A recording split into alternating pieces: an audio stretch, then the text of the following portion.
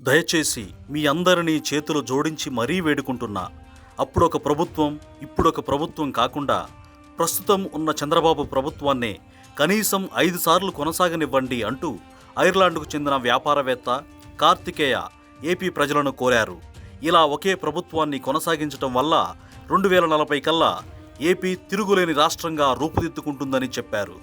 2016లో ముఖ్యమంత్రిగా చంద్రబాబు ప్రారంభించిన విదేశీ విద్యా పథకం ద్వారా 10 లక్షల రూపాయలు సాయం పొంది ఐర్లాండ్లో మాస్టర్స్ చేశాను. తర్వాత కంపెనీలు స్థాపించి ఉద్యోగాలిచ్చాను. ప్రస్తుతం P4లో భాగంగా తన వంతుగా ఏడాదికి 10 మందికి విదేశీ విద్యకు సహాయం చేయడంతో పాటు బ్యాంకుల ద్వారా రుణాలిప్పిస్తాను.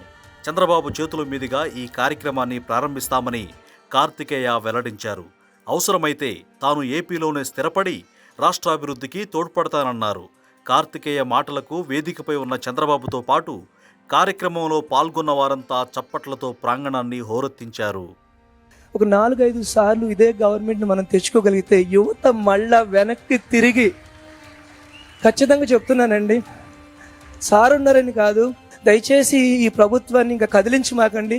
ఒక విద్యార్థిగా, ఒక బెనిఫిషియరీగా, నేను లబ్ధి పొందిన యువకుడిగా చేతులు జోడించి రాష్ట్రాన్ని అడుగుతున్నాను.